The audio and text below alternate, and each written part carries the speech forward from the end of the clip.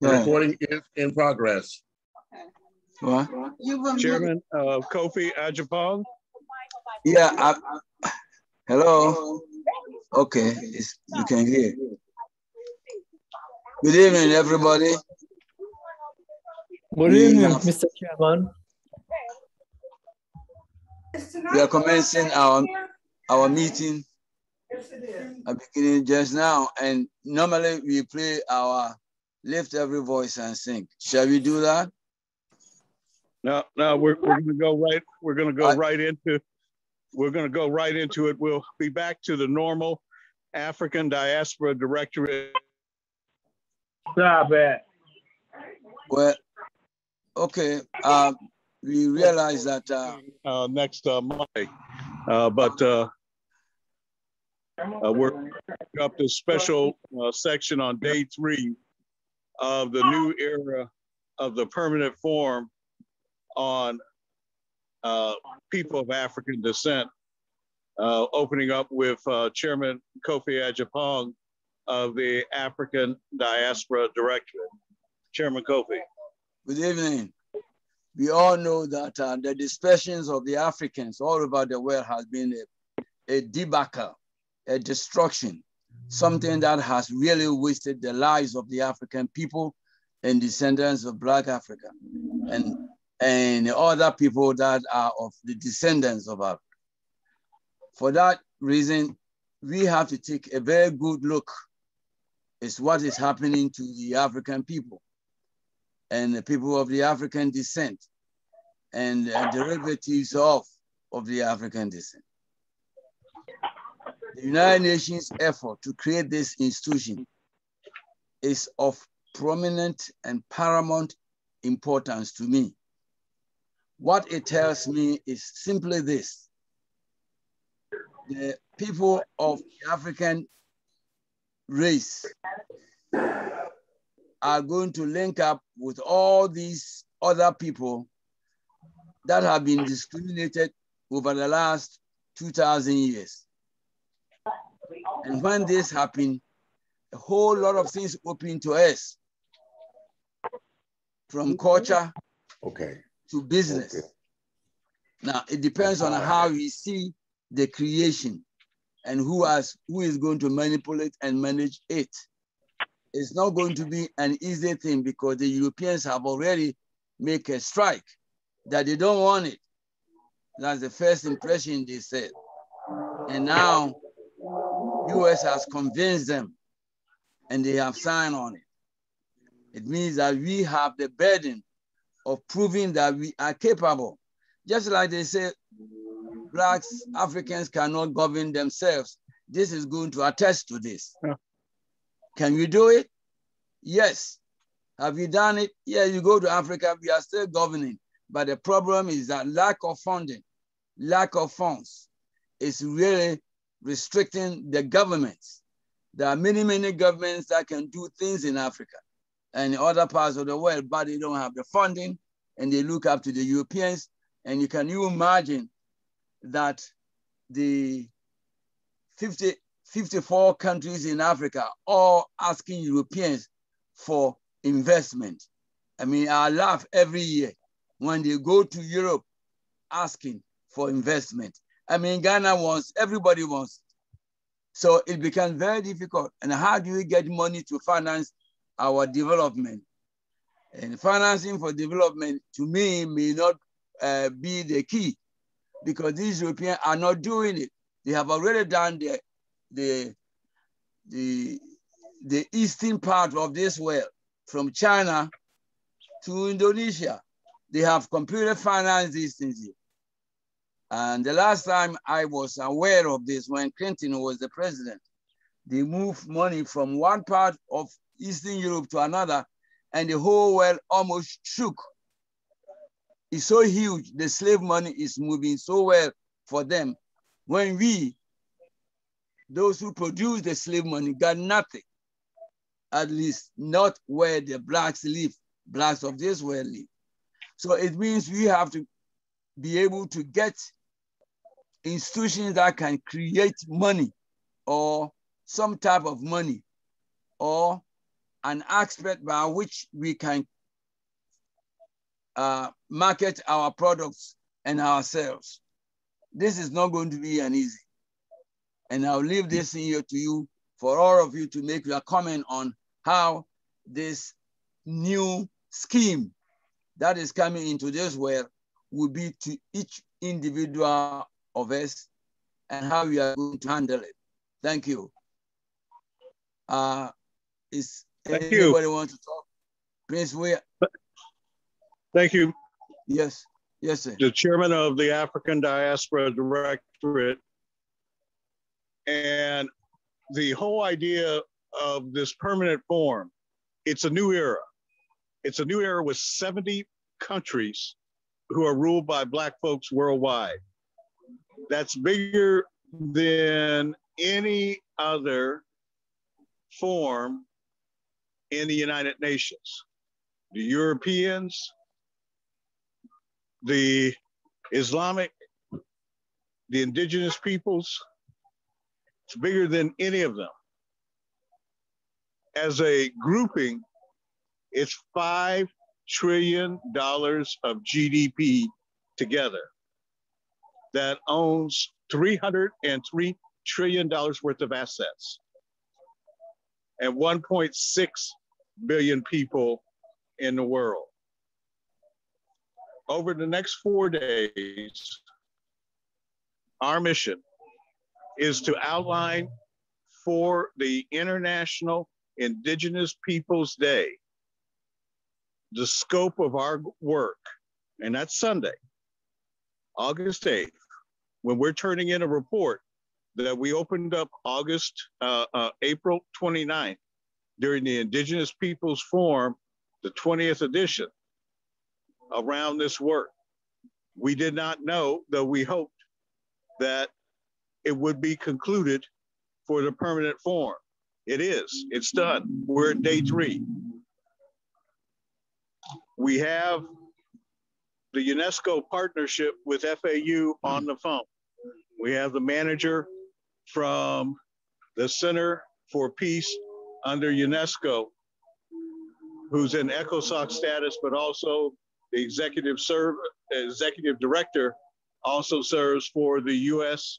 National Working Group for UNESCO here in the United States, and serves as the delegate, the ambassador in charge of creating in March of next year for UNESCO, the meeting domestically here in the United States by choice, because Colombia at this point is not viable to do the planning. Meanwhile, we are putting out tomorrow a next year from August to August plan of action for goals on each month.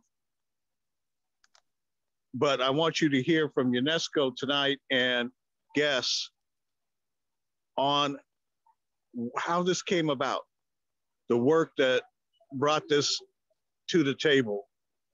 Then we're going to hear at some time Queen Mother, Dr. Dolores Blakely is going to come on and talk to us about her case. I'm going to ask Mr. Polk to give us a discourse on international trade. And from a capitalist viewpoint, let me be clear. We are doing this, and this was within the context of people of African descent in the United States of America, who has 25% of that world's people of African descent GDP, us. We have a responsibility to be our brother's keeper, seeing that we are in the nation's #1 economy and GDP. Now, in people purchasing power, we're #2. #1 is China. But in the world economy, we're #1 because 70% of the world's economy transactions is done in the American dollar, over $140 trillion a year. And so we have a plan under FAU for a Black folks plan but now we're making it local, but we're also expanding it with the creation of this based on the work that has already already placed in the United Nations. And we'll talk more about that on Friday. But today, I wanted to give on the table Andrew Williams, if you will introduce any special guests that you may have, and then Guy DeJunkin, and then Queen Mother should be here. If not, then Mr. Polk, if he can give a discourse on international trade, and I'll be back.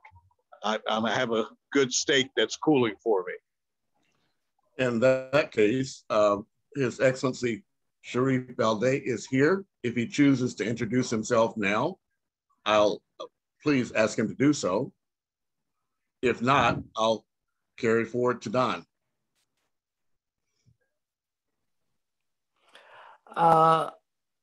Greetings to everybody in the house, with full respects observed. I just wanted His Highness Prince Andrew to give mention of the article that was published today in the Gambian papers to keep the record of the efforts you made in driving the success of this vote in the UN. Although it was late for Monday, but they have published it and I've sent it to you. Thank you. Thank you, sir. I'll check my inbox. Mr. Don Polk, it seems that Mr. Daniels asked you for a brief discourse on capitalism, if you're able to do that, sir. I did get your message, so if you're unable to do so, I'll proceed.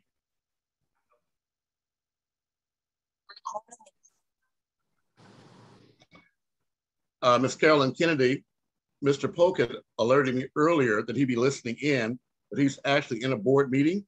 So Carolyn Kennedy, for the benefit of the audience that we're reaching, could you please give an introduction of who we are? Ms. Carolyn Kennedy. We, in terms of Africa Diaspora Directorate. Well, let's start there. Okay. and then the Friends of the African Union, if you'd be so kind. Okay. The Africa Diaspora Directorate is an organization that brings African people together from around the world with the idea of unifying us to work together for the benefit of all, simply stated. We serve sort of like a spaceship, which individuals can join the spaceship, organizations can join the spaceship, county governments, federal governments, African governments, Caribbean governments, nonprofit corporations, for-profit corporations, people, indigenous people, Asian people, people of who are disabled, people who are elderly, people who are in poverty, if they have a representative, people who are concerned about health care issues with respect to Black people and indigenous people. All of those interests can come together on this platform, which is called the Africa Diaspora Directorate, to come up with a plan that is workable, that will serve as a solution to the problems that we face and that we identify and that the people who come on this platform bring to this group. Our main purpose is to work towards solutions and to facilitate the funding that's necessary to work on bringing about the solutions. So in a nutshell, that's the way I see it, and I hope it's clear. Yes, point blank. Thank you. That is very clear. Thank you. Elder Prophet Cox, if you're available, typically we open with a prayer. And Kofi, I know that you'd asked about playing our anthem. So if you kind of put it on a cue, I'd appreciate that. But Elder Prophet, are you available and can you unmute and bless us in? Okay, I can open with a prayer, and I also have a guest that came tonight for the first time. Let's join hearts and minds together as we begin with our Father, our Mother, our everything God. We come to you in the way that we know and we understand. For you are the God of our heart. You're the God of our realization. You are the Almighty, Almighty God, the gracious God, the merciful God. You are the God that sustains us each and every day, that puts breath in our bodies. We give thanks for this movement, for this activities that we're able to go forth because of your healing power, the way you heal nations, the way you heal people, the way you heal the collective, the world. We give thanks. We give thanks too for our ancestors who weathered the storms, horrible situations, and made decisions that they would continue to go and move and take care of business as they did so that we could live today and have something that we could build upon. We give thanks for the elders who have gone before and have, when so many were still asleep, they were awake working on these causes, and we give thanks. We give thanks for the young people that are coming after us, who are catching this vision and catching hold to the work and learning how to go forth and govern nations around the world and go beyond what we were even able to do. We give thanks. We give thanks for those that are yet unborn, who will also come forth, and they will have more to build upon.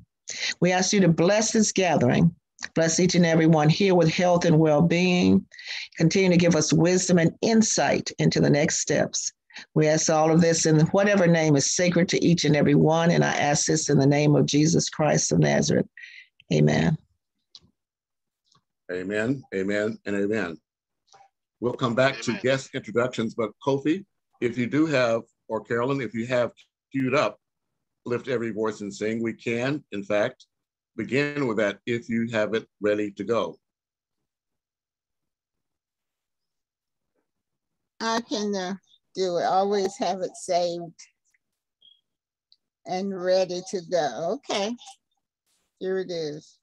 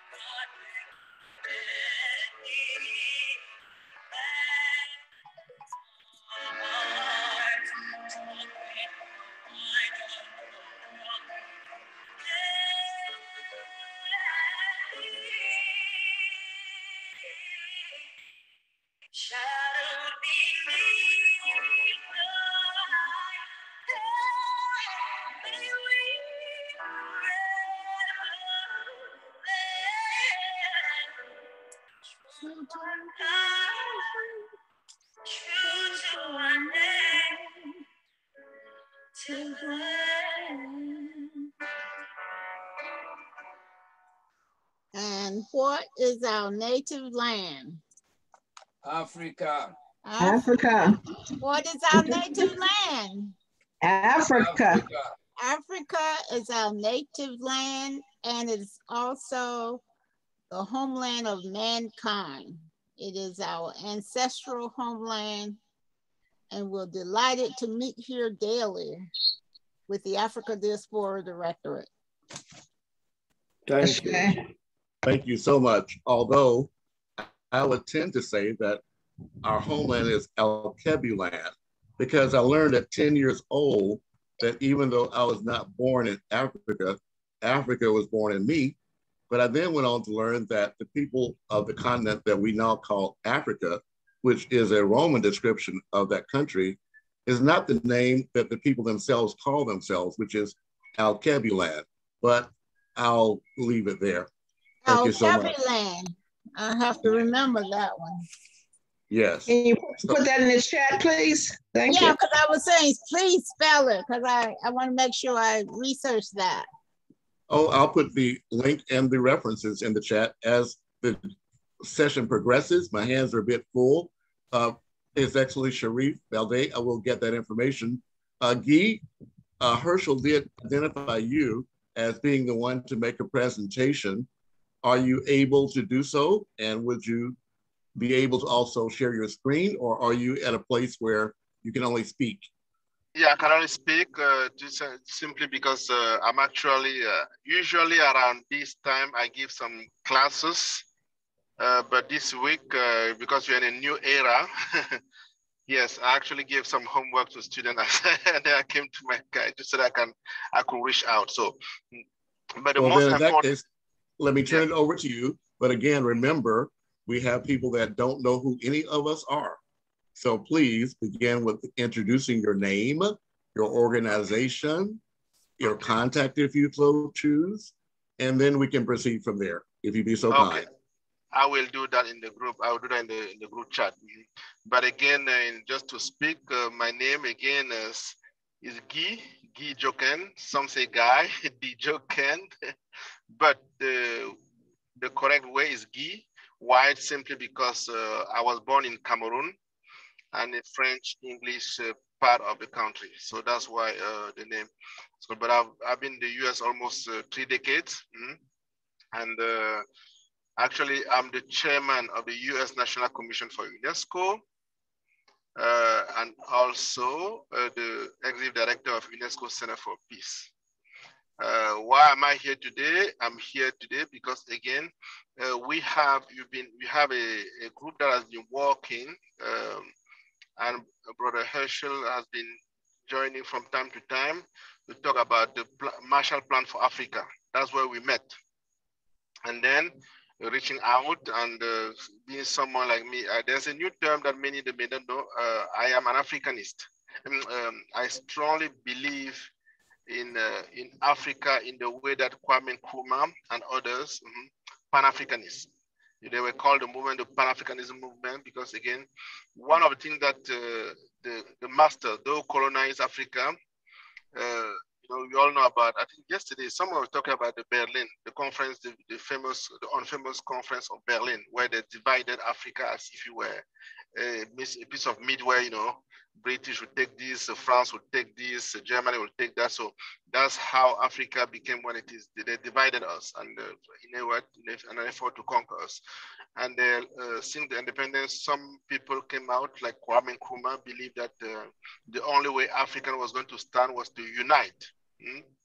And they launched the Pan-Africanist movement. But again, the force of darkness have been very, very successful in dividing us, killing those who were standing up for their people, and so forth. But I strongly believe that Pan-Africanism is something that is real. And okay, so here in the I started working with the UNESCO entity in Cameroon. My birth country, but I moved in the US. And when I first came here, the US was not part of UNESCO. And then when we joined UNESCO in 2004, I was working with the National Commission for UNESCO then, because again, as I stated in the last few days, UNESCO has has two entities, the formal official government people, but also the civil society. And I am part of the civil society within the UNESCO. So I'm representing again the US as in the civil, when the civil society linked to UNESCO meet. The UNESCO Club movement is a worldwide movement. Okay, most countries around the world have what we call national federations, and I'm the chair of the US National Federation. So talking with Brother Daniels, and we decided again, FAU and us, to join hands because again, when we talk about what UNESCO proposed is to plant the seed of peace in the mind of young people and the people through education, science, culture, and communication. That is what we are trying to do here. So we are reaching out, working with FAU, not only in the next couple of days by the end of, by Sunday, to celebrate the International Indigenous Day, which is something very, very important to UNESCO, and because as they said, one language, the indigenous people have been disappearing. Their language have been disappearing, their culture and everything has been disappearing. So it's very, very important for us as people to really support and maintain what is left. I still remember about 2-3 years ago, there was one of the last indigenous person that lost, that died, and he was the only one to speak the language that the parent taught him. And when someone like that goes, the whole understanding on the knowledge is gone with them. So we as the UNESCO Club Center Association, we need to promote and preserve what could be preserved again. So we are working on that. We are working also this forum. The permanent forum is something that's very, very critical because again, talking about human rights, our rights, no other race has suffered humiliation than African descendant. And that's what the United Nations recognized when they agreed to have this important decade. First of all, into the whole thing started, and I talked during the day with someone that was there from the beginning in the 2010, when a group of people from African descent joined and organized an event in the Latin America, in Honduras, where they were asking the United Nations to recognize the challenges uniquely faced by people of African descent. They were able to claim and obtain a day or a year for African descent. And then some of the things they asked for was, again, the decade. We had a decade, which is almost done. And then another thing that they asked for that we haven't gone there is a trust.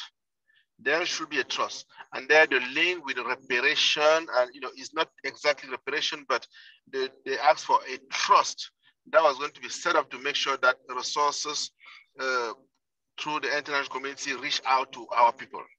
Okay, so one of those people that were there at the beginning is actually is supposed to be joining us tonight, but he's not here, but I'm sure in the next couple of days, they'll be joining us. The last thing that I want to mention again, which is the event marking the decade for people of African descent. A number of government, okay, the decade started in 2015. It's supposed to go for 2015 to 2024. When you look back, what has happened, we have decade for a reason. It's a platform, but until we take on the leadership and decide to make out of it something important, it's just going to be another decade that's going to pass through. When you look back, what have we done? We still, again, a lot of people are organizing events, come together, take pictures, and talk good, and then that's it. So I have been working with a number of people that are committed to make sure that there's something tangible comes out of this decade. This forum, for instance, is something that's great. So we are planning an event with the city of Philadelphia. The we're going to be sharing that information. Actually, I'm waiting for the city to finalize the Commission, African American and Caribbean Commission, to send me a formal document approving that, so that I can do a formal presentation in front of you. But it's already agreed upon that next year on the May 25, which is African Union Day, we are going to launch a one-week event over there to mark the decade for people of African descent. There's a lot of things that will hopefully will be established as a result of that. Not just, again, coming together, dancing, having music, hugging, pictures, and then we go home. Something concrete needs to come out of that. And that I will be making a formal presentation between now and next week once I finalize the details. A lot of people around the world are waiting on us. And we need to, as African American, we as people from this continent have the possibilities to deliver, okay? And I just lucky to, again, born in Africa, raised in Africa, but now in American city, I think having the best from both worlds, like many of us here, we have no alternative but to deliver for our people. We know how tough it is back there. We know the potentials that are there untapped over there in Africa. And I think that this forum is going to allow us to really plan that unity. I remember when I first came here, the people that first telling me that, oh, those Americans are lazy. You just come from Africa in 2 days, and then, you have a house, you have this. So what they fail to understand is that systematic, racism. People have been taught again and again that less than human, they're 3/5 and women, and the system has been there. The class people fail to see that. So as the head of NAACP for 11 years, I was able to see exactly why the results, what we see, things like George Floyd happening every single day. So I'm here to tell you that our partnership is going to be there not only to enhance and promote social justice, but is also going to educate, because education is going to play an important part in this, educate people back there, people back here, so that we do not let ourselves be divided by those who want us, those who want us to get to stay divided so that they can continue to conquer us. So that's what I wanted to share with you today. I'm here committed to work with you, all of you, to make sure that this forum that's been established is a forum that is not going to just do it for lip services, but we are going to have something very concrete coming out of that. Thank you very much.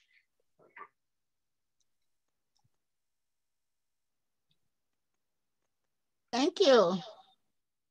May I ask a question? Yes. I have been very excited about the issues that you raised, and I'm very glad that you raised them. I retired from my group home business December 2019, and I heard about 30 people from Africa, from the continent of Africa, all over Africa, for over 20 years. And during that time, what I discovered was there's a big difference between the perception of people from Africa who were born and raised in Africa about the people, the Black people who were born and raised here in America. And it seems that when they come here, they come with, I don't know whether someone tell them that once they get here or they learn that in Africa, but they seem to not want to really affiliate themselves with African American. And I see that as a big stumbling block. I really tried for about 20 years. But what I see is that there is a perception that African Americans are so different from them that they can't make the connection and be friends and socialize and so forth. Is there any kind of program or ideas that you have to alleviate this kind of problem that exists right now among our people? Okay, thank you very much for that very important question. I will tell you, I was told that I was one of the first president of an NAACP unit that was born Africa born, and I firsthand saw the challenges between African born and here. But again, for me, it goes back to the master just being very good at dividing us and planting the seed of division among us. The same way that, you know, the house Negro used to be like the master, you know, oh, the master is sick, he is sick, you know, things like that. Meanwhile, the other Negro that was out there, you know, in the bush trenches fighting will, you know, was aspiring for freedom and would like take it as at the first opportunity. But those who were in the house, they were treated like only they were, you know, they seems to be better than others. So that has, I think for me, that way of looking is not an accident. People have done that. And I told you when I came here, if you some of the first articles that were published when I became president of NAACP, they were not very nice, right? But one thing I know for a fact is that once we unite, we become more powerful. And I had one of the most diverse NAACP, and I know that we can do it. The challenge is having resources. And I think that's why I'm very, very happy about some of the things that are happening here.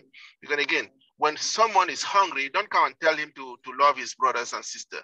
When someone doesn't have health care or someone doesn't have this, you know, a shelter, all this is secondary to them. But if we tackle those problems, then things will be totally different. I work a lot on peace initiatives, and people used to think that peace is something that will come when we sign agreement. No. Peace will come when people are not afraid of resources, or when the resources are there. When people don't have to fight over the little resources we have, then people know that they're not going to be afraid because they don't have shelter tomorrow. If they get sick today, they're not scared of how I'm going to take care of their children, things like that. So scarcity is one of the major problems that create division. So if we find ways to make sure that our people, regardless of where they're coming from, regardless of their color, we look at each other and get the resources that is needed in our community, I don't think we're going to see that problem again. Because again, people come and tell us that there's only a small amount of resources. If you don't take it, it's going to go over there. And that's the problem that we are having. You know, they're trying to, but again, let's create our programs. Let's use again, the idea of having a trust or reparation or whatever you call it, that's something educating our people. I'm very confident that the things that we have done in my branch when I was president to make sure that there was no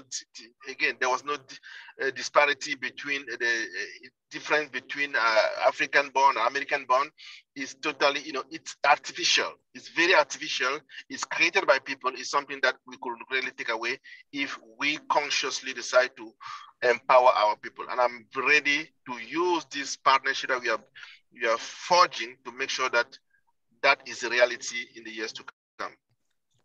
Thank you. Thank you for that answer. Thank you, my sister.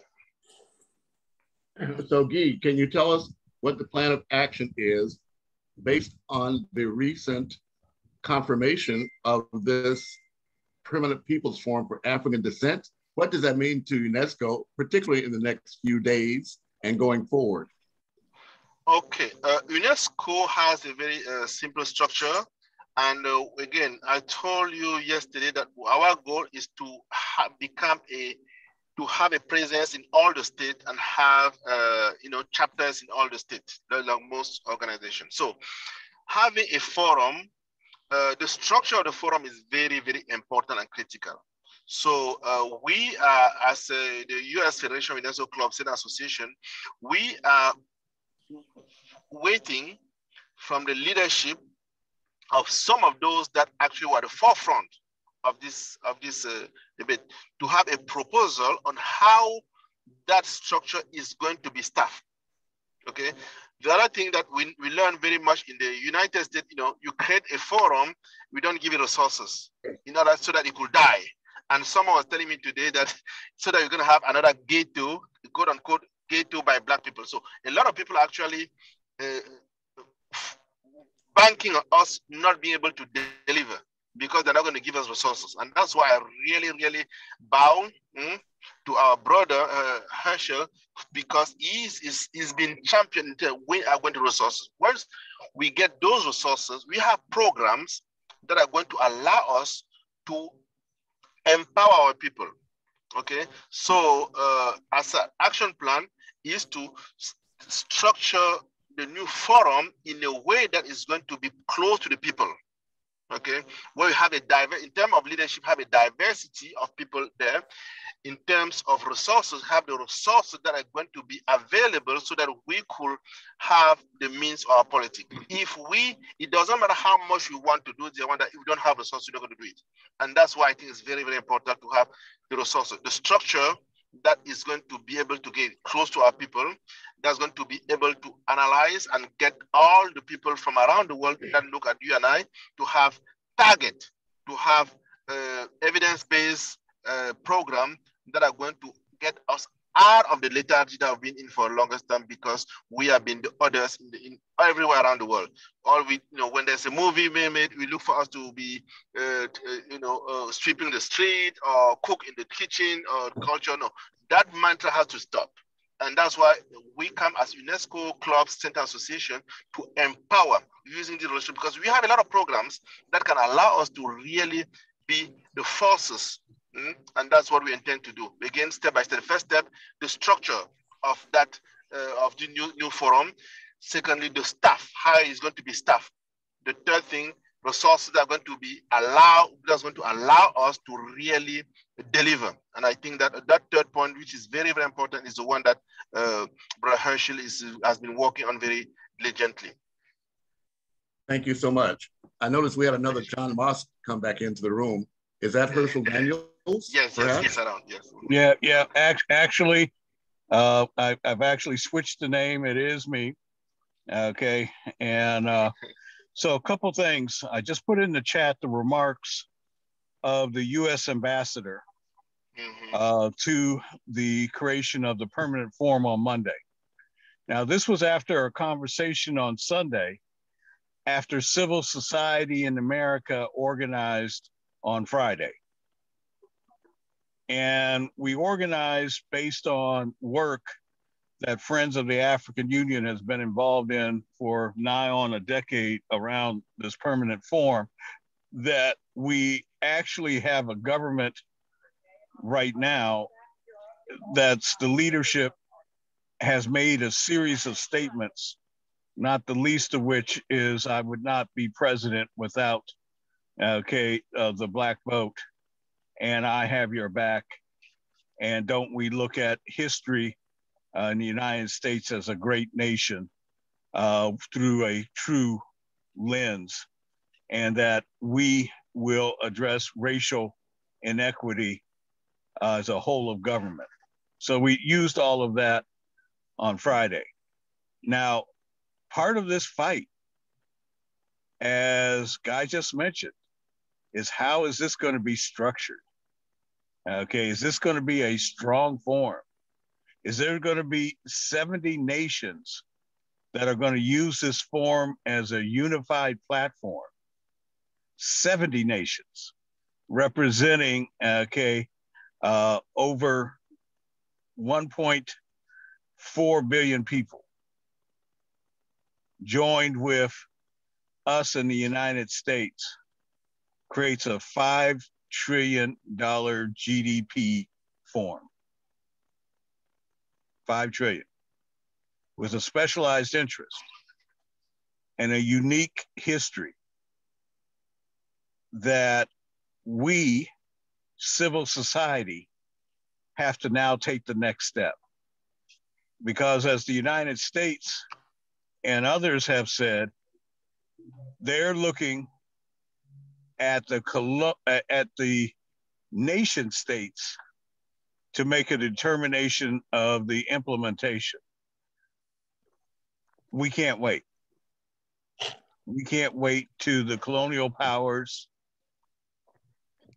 and the slave states, ex-slave states, and current slave states to make that determination. And so we went into this with a vision in mind. That's how we created the African Diaspora Directorate, to represent the 300 million of us in the diaspora. Now, when I say 300 million, is some say, well, there's only 200 million of us, and there's only 55 million of people of African descent in Brazil. Well, we dispute that. Okay, more like 90, 100 million. Okay, if you want to go by the census of the world, 55 million, but it's like Puerto Rico. It's the question of how many people in Puerto Rico accept that they're African descendant. Or it's like the million people from Honduras who are in the United States, 700,000 documented, 700,000 to 800,000, up to 300,000 undocumented. How many of them accept that they are African descendant when the Honduras population is said that just 2% are of African descent on the official census? So we say 300 million, and we say 55 million in the US because we include not only the children who are born of mixed races, but also we say the family. Okay, so welcome to the family, Kim Kardashian. Okay, because you have children who are people of African descent. You may not be yourself, but you're the mother of. Okay, and so grandmother, not so much, though that's a special case. Okay, but the whole idea that the US Census that says 47 million people of African descent, well, we say 55 million, and it's a debate. Okay, we also say people of African descent in the United States, because yes, there's 4 million people of African descent from Africa and the Caribbean. Shirley Chisholm, Colin Powell, they are from a Caribbean heritage of people of African descent who migrated to the United States voluntary. And so there's eras, epochs, people who are indigenous, the 30 million of us who are born of the United States' slavery, you know, so, but what the permanent form is, all of us who are people of African descent. What we're doing is we're deciding as civil society. See, on the call, we have organizations who are in ECOSOC status. And Guy, did you explain ECOSOC status to them? No, he did not. Oh, okay. All right. No, I did not. I did not touch that part. I'll turn that back over to you. I will. No, I want to do a presentation, formal presentation once I hear from the. I'm waiting for some document from Philadelphia about next year's event. So I'm going to do a formal presentation with all the, like PowerPoint presentation, all those things in the next couple of days. All right. But so you can go ahead and brief, just touch that. But the short of it is, Herschel, excuse me just a moment. I apologize, but earlier you asked me to alert you to any guests. We do have guests from Africa, and it's approaching early morning there. So while we have this opportunity, perhaps I could introduce my guest from Africa, and then Elder Cox. Please do so. Too. Thank you so much. Please do so. Mr. Fred Hartford is a member of the Jet Age Nation Builders Group, of which I'm the chairperson of their International Advisory Board. So they were a part of the meeting that we had yesterday. So Fred Hartford, if you could unmute and introduce yourself, we would not only just appreciate you individually, but also your company and enterprise. So Fred, could you please unmute and introduce yourself? Okay, good day, everyone. It's a pleasure to meet you here. Okay, as is rightly said, my name is Dr. Fred. I'm the managing director of MS Ventures. We currently register in Nigeria, and we are doing business with the oil and gas industry. We've been into business for over 20 years, and we carry out operations that have to do with engineering services, such as procurement, constructions, and whatever that the oil and gas industry required for their operations.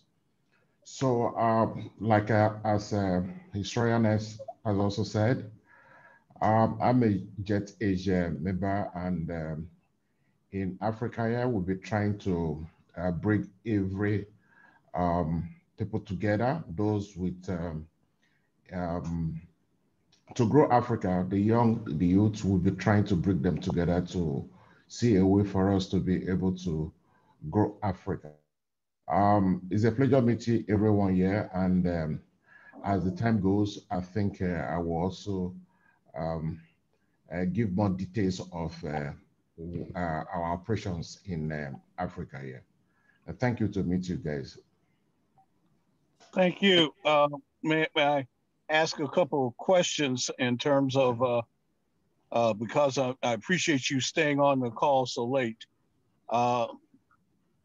In terms of engineering services and such, okay, which operational states in Nigeria are you in? We submitted a proposal to the federal government in 2018 that they were going to act on, but COVID happened. And so we're assembling a team now in 2021 to pick that project back up. So which states are you operating in? Okay, so we are in 2 states in Nigeria. We are currently in Delta State, which is the south part of. Yes. Hey, can you hear me? Yes. Yes. Okay, so we are currently in 2 states in Nigeria. We are in Delta State. Delta State is a state in the south region of Nigeria. Then also we are also in Lagos. Lagos is the commercial city of Nigeria. Currently, I'm in Lagos. I'm actually on this call from Lagos. So we are operating in these 2 states. Okay. All right. So well, we'll discuss offline. Let's talk about this offline. But yes, welcome to the call, and welcome to operationalization of what is Africa's largest state and the most powerful economy that should be in Africa, but it also has some serious problems that we have to talk about. Look forward to it. All right, thank you so much for the opportunity. Thank you, Elder Prophet. You have a guest that you'd like to introduce, would now be appropriate. Yes, Ms. Eliza Cooper. We've done some work together. So I just invited her to be in and be present and learn about it. So Eliza, would you like to say a word or two to introduce yourself? Hello, my name is Eliza Cooper, and I'm a natural health educator. And when I introduced myself in the city, I live in Baltimore. I call myself a community anchor. I've done work nationally, statewide, and locally. And a community anchor is just a person who's a resource to the people, who doesn't go away, who's there, no matter whether people are associated with an organization. People come in jobs and they come and go. And some people are good, some people aren't. But a community anchor is just always there. And people refer other people to you to help find what's current, what's going on, and being active and making positive changes in the community. So I'm interested in, Sister Cox talked about having a holistic committee. So I was really interested in participating in that. Thank you. Well, thank you for being on. what we want to talk, seeing that you're in Baltimore, I'm going to put a link in there to, as you know, some in the last administration, that there was a comment that the president made for Baltimore. There was a Republican candidate who ran for Congress. And in that altercation, we participated as a member of the National Community Reinvestment Coalition to hold a conference on the funding that is available for Baltimore.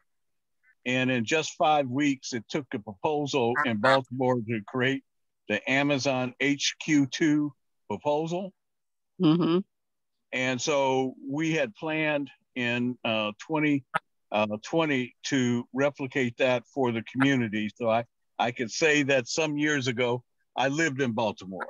Oh, okay. And so I'm somewhat familiar with the entrenched politics of Baltimore, and with your new congressman, okay, and what he has promised to deliver, okay, and so I'm putting in the link right now so that you can read what we did and do setup. COVID, like many things, COVID took out that action, but Morgan State and was ready to participate. Along with, and as you may or may not know, there's now been a settlement in Maryland with the historic Black colleges, nearly for $500 million for the disparate treatment that they have received from the state. And so look forward to working with you to revive that effort. Okay. I will check it out. Thank you. Thank you. Please put your contact information in the chat so we can stay in touch with you. We're based in Silver Spring, Maryland, where one of our offices, but we also have an office in DC. Oh, okay. And that was the executive director of the African Diaspora Directorate speaking, who, like she said, we have operations already in Maryland and in DC. Yeah, I'm a native Washingtonian. Yeah, well, I'm not a native, but I lived there during the Berry administration. Okay, up through DeGeneva's $7 million gotcha. Okay, thank you. Thank you, Commissioner Cox. Andrew, anyone else? I see His Excellency is on the line. Well, and the Queen Mother also is on. The Queen Mother also is on. Oh, yes, wonderful. Yeah, I'm going to give Queen Mother after we speak. Andrew made a point that those who are in Africa, it is an early morning for them. So I wanted to give them the floor so that they can speak. And then I had said Queen Mother can speak after those in Africa in the early morning. Well, His Excellency Balde, I was unable to access the link, but could you please explain to Herschel what that link is, if you could please be so kind, His Excellency Balde? Okay, thank you very much for letting me in. I have sent you screenshots of the publications of our newspapers here. That was a bit late for the vote in the UN, but anyway, it could put it on records in one of the tabloids in the country where African Union has its headquarters for the Human Rights Commission. The link is the second batch of vaccines that was sent to the Gambia by the American government, about 150-something thousand. And it was being delivered, I believe, yesterday or today. So now, hopefully, very soon, the Gambia will be free and ready to accept anyone traveling around the world, be it tourists, be it resettling our people from the diaspora, as we earlier discussed in the first Zoom meetings that we had. We are now preparing ground to accommodate, at least to start with the 10,000 veterans that you intend to get resettled in the continent.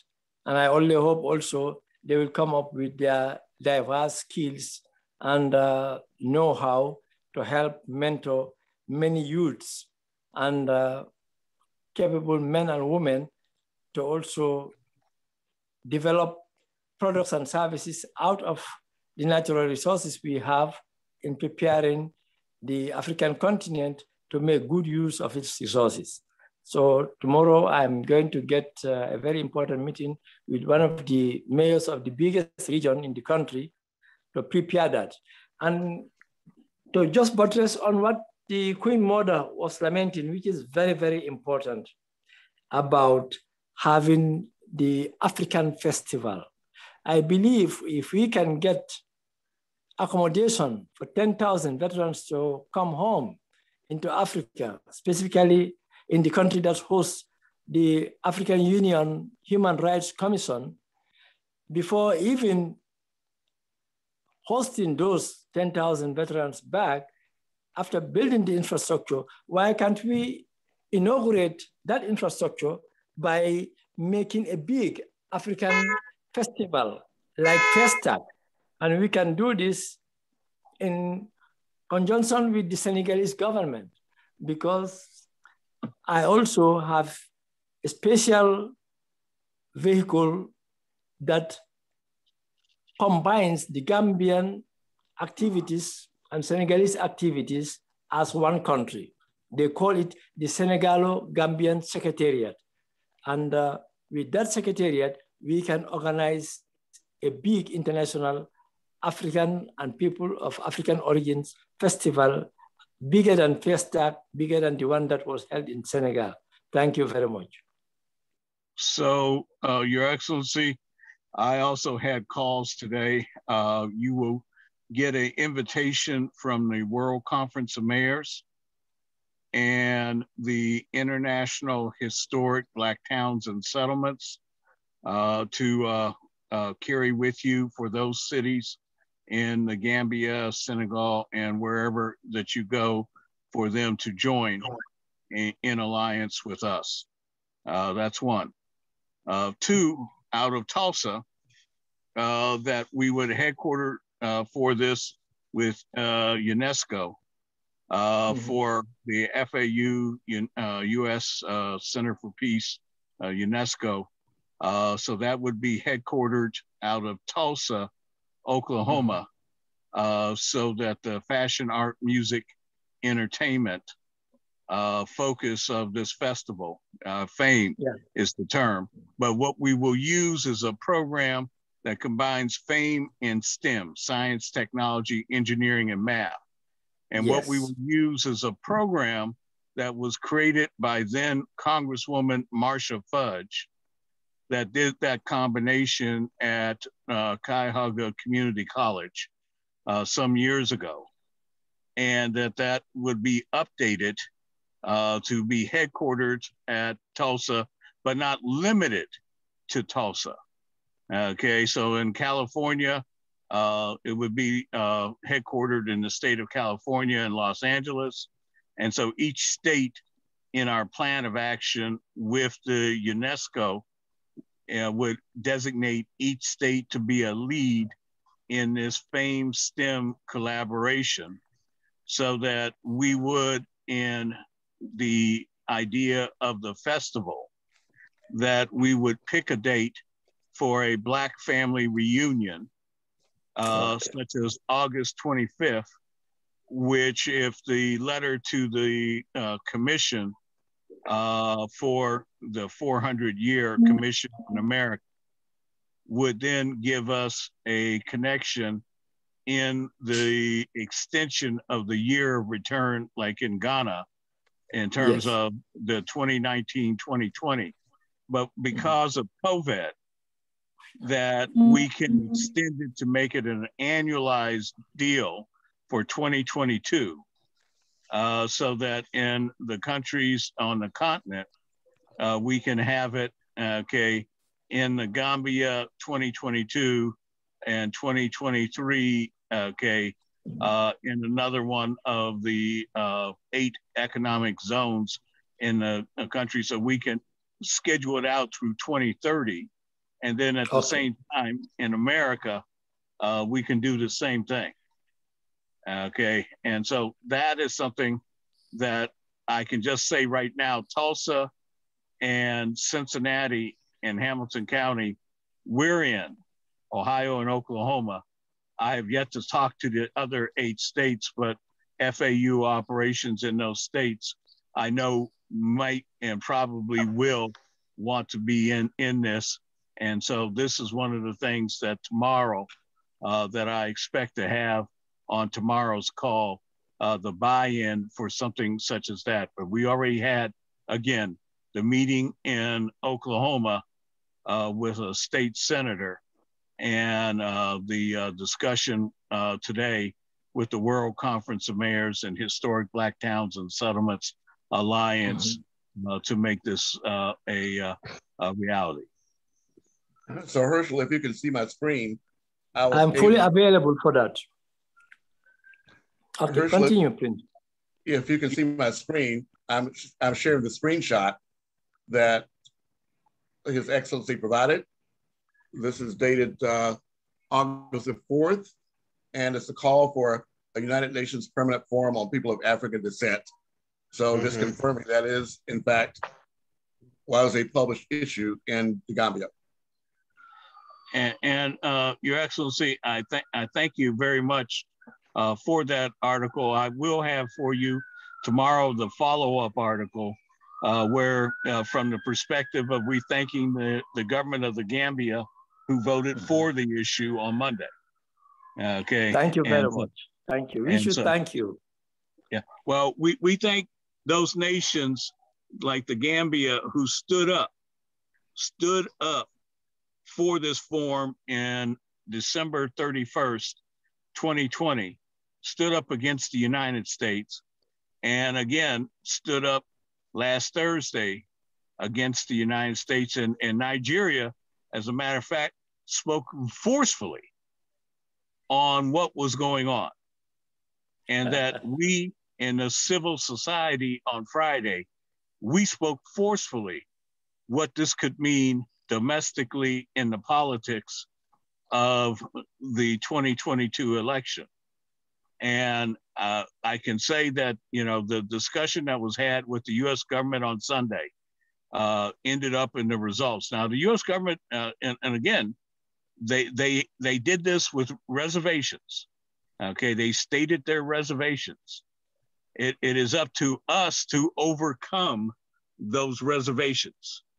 Okay, and with the work of countries such as the Gambia and other countries, remember there's 69 other countries in the Gambia that are directly shaping this, but the way they as people of African descent, but there's 124 other countries and 2 observers who will have input in the shape of this.